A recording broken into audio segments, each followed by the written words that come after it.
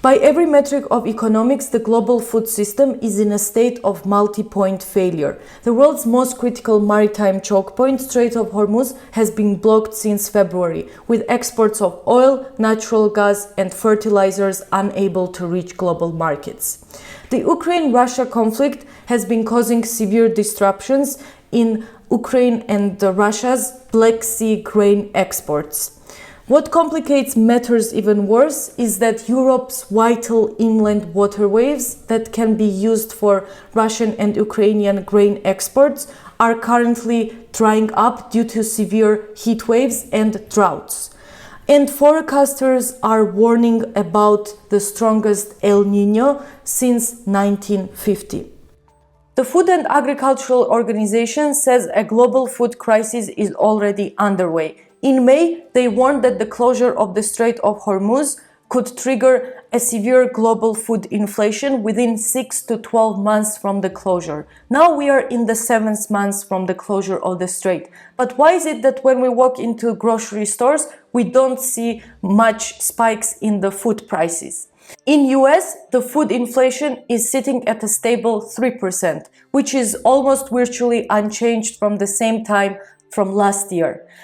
Now, if you take your average baguette and you read the geopolitical news, some of the analysis from the economists arguing that food prices are rising, you're entering the grocery store confused because you just bought the baguette from virtually the same price. So what is happening? The thing is, the baguette you're buying today was grown, harvested, and shipped before the crisis spiraled out of control. So you're likely to see the rising food prices at the end of 2026 or beginning of 2027 because the buffer time is already running out. In this video, we are going to analyze how every single layer leading up to this baguette production is being disrupted by the closure of Hormuz Strait, the Ukraine-Russia war, and worsening climate shocks.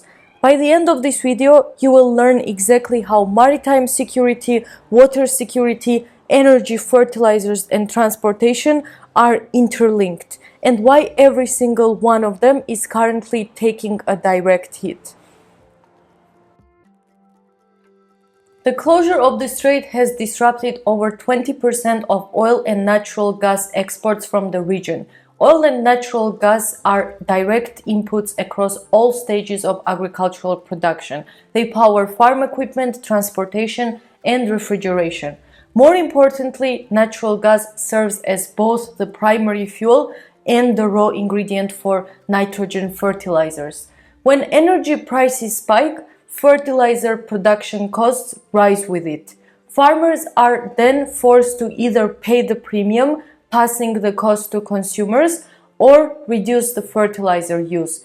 Reducing fertilizer use lowers crop yields in future, which decreases the total supply and drives prices up.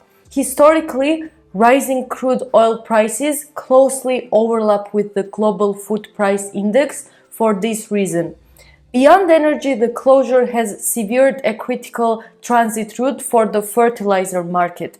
Gulf countries account for 25% of global fertilizer exports. The current disruption has affected 40% of global urea, more than 20% of ammonia, and 50% of the world's sulfur exports from the Gulf. Urea and ammonia are essential for producing nitrogen fertilizers, and likewise, sulfur is an essential product into producing phosphate fertilizers.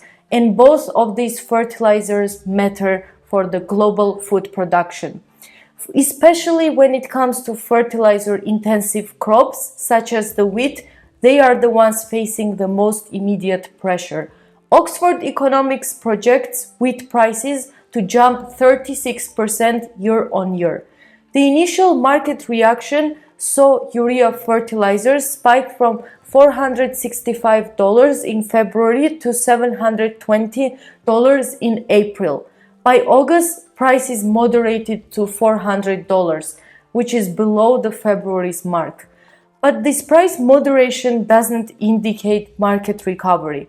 Prices fell because farmers, facing initial shortages, resorted to using less fertilizers.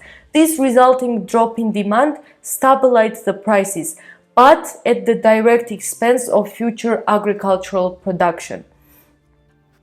The transmission lag from fertilizer disruption to food prices is measured in seasons. Decisions to reduce fertilizer or forego planting altogether dictate the harvest size 3 to 6 months from now, taking even longer to impact supermarket prices. So now we are currently only at the beginning of this cycle. Now, let me take you to another war front unfolding in the Black Sea. This escalation started on the 6th of July when Ukraine launched Operation Malochka, an acronym for Moscow will fall through Crimea. Using naval and aerial drones, Ukraine began systematically striking Russia's shadow fleet, the aging tankers and small courier vessels that keep Russian oil moving around Western sanctions. By early August, 218 vessels had been hit, 134 in the Sea of Azov and 84 in the Black Sea. And the Kerch Strait has been blocked since the 10th of July. And to retaliate, Russia has intensified its own strikes at an unprecedented scale, concentrating on the Odessa region, where Ukraine's deep water export port sits. On the Ukrainian side, it is the Odessa cluster, Odessa, Chornomorsk and Pivdeny, that carries most of the country's grain. Russia attacked 52 civilian vessels during July and the first half of August and launched more than 70 attacks on Ukrainian port infrastructure. Ukrainian grain shipments fell 76% year-on-year in the first 2 weeks of August alone. On the Russian side, the damage has been even heavier. Navigation in the Sea of Azov has been suspended since July, and the grain terminal at Taman halted in late July.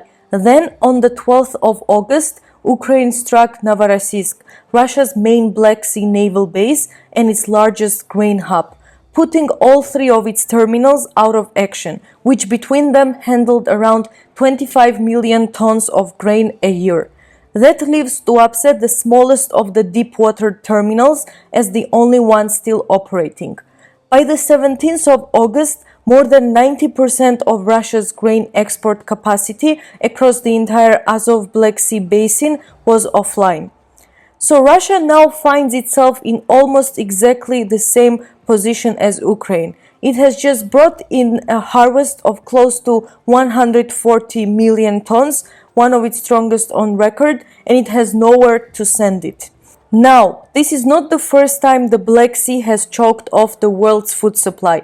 In 2022, when Russia first invaded Ukraine, the same thing happened until the UN brokered the Black Sea Grain Initiative and safe maritime corridors were established to Odessa's ports.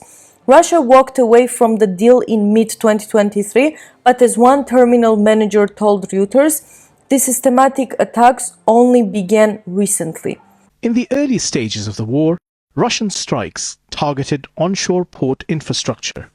Now, officials say Moscow is eyeing foreign merchant ships navigating international waters. Right now, they change the tactic and they start to hunting for the vessels, poor merchant vessel with the grain or with other agriculture products.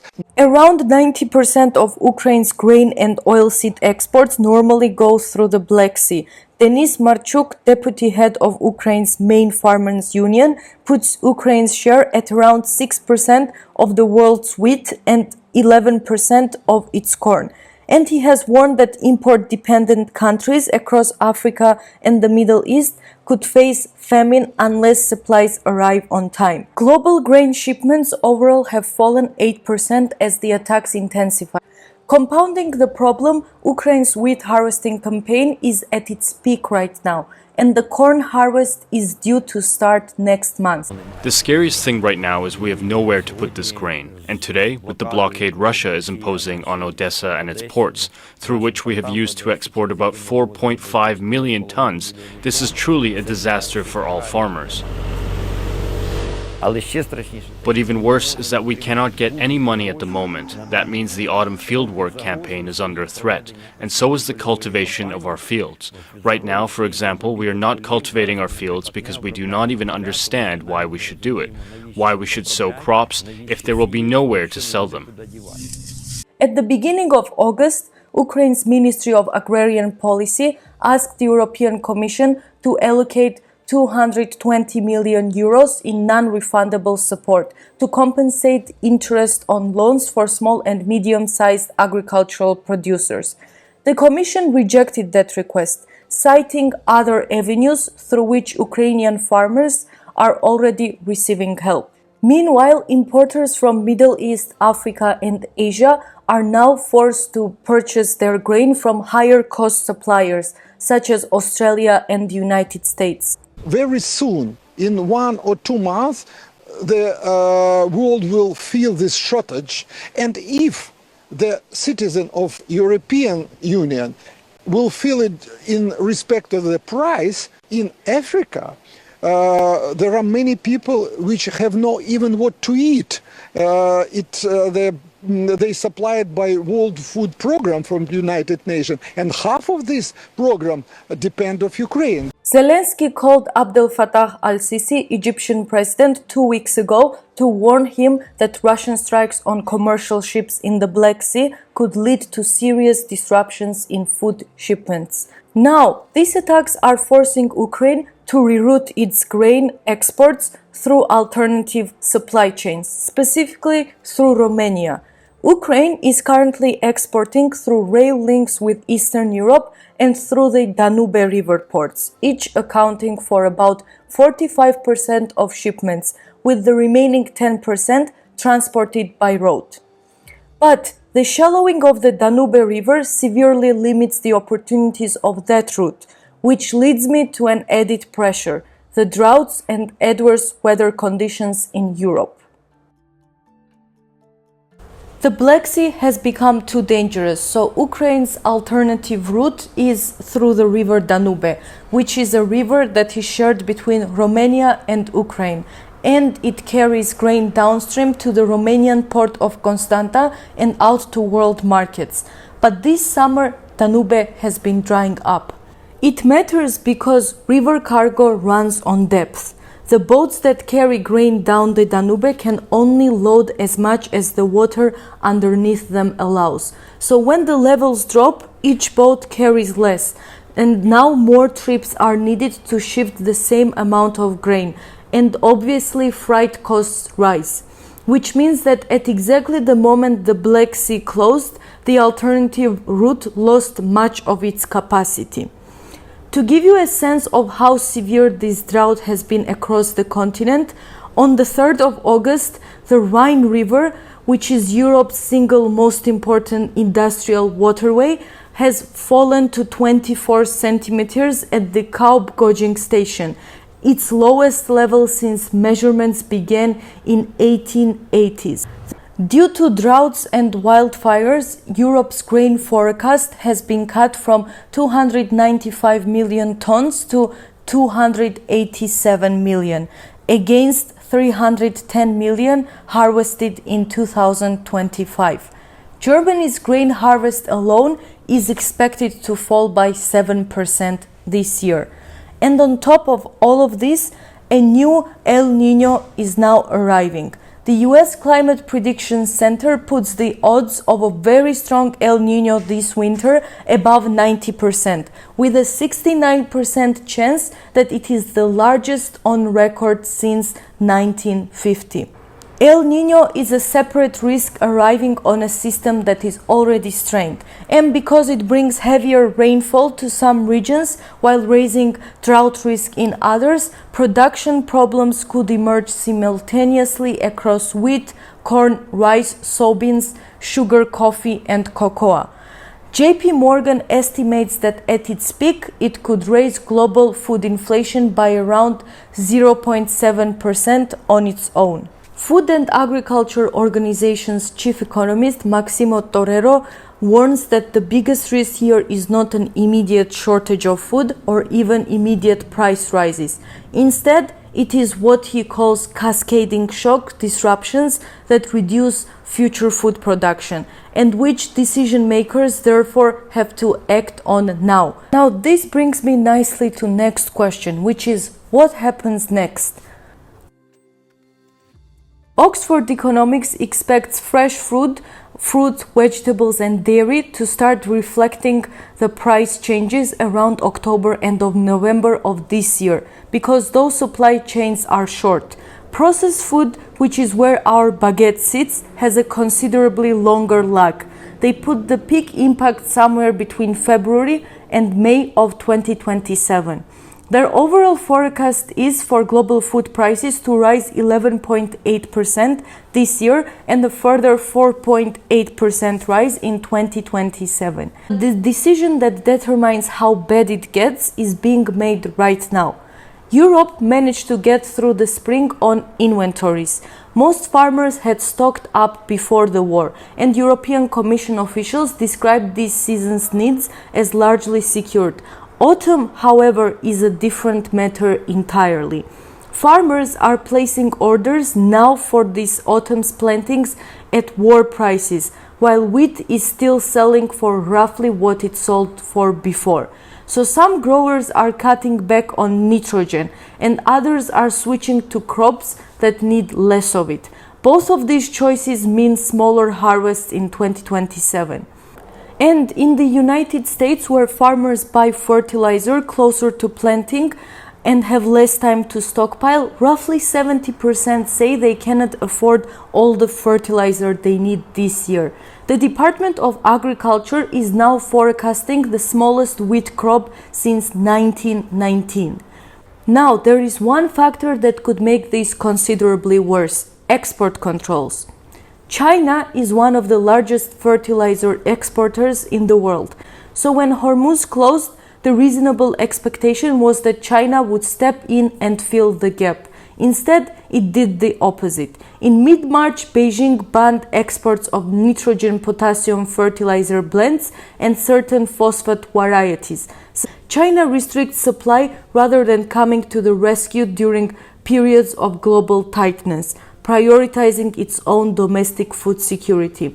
Nor is it only China.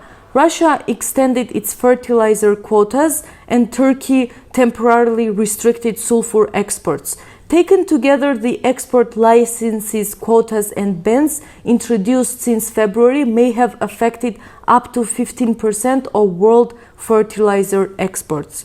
Now, each of these decisions is perfectly rational for the governments making it, but collectively they are what turns a price problem into a supply problem. So, back to the baguette. None of this means that the famine is coming. The world has absorbed worse droughts and wars beforehand. And a strong harvest in one region can offset a pure one somewhere else. What is different about 2026 is that 4 shocks landed in the same window, and each one used up the slack that would normally have absorbed the next. Now, one thing to watch for in September is not the price of baguette, but rather it is what happens in the market when fertilizer buying restarts. If prices spike then, it tells you the supply is still broken. But if the prices on fertilizer stay low, that is not good news either. It means that farmers have given up on buying, and the smaller 2027 harvest is already locked in. So by the time the price of a baguette finally moves, the decision that moved it will already be a year old. Now, if you like this video, make sure to hit like and subscribe button and stay tuned as more videos will be upcoming.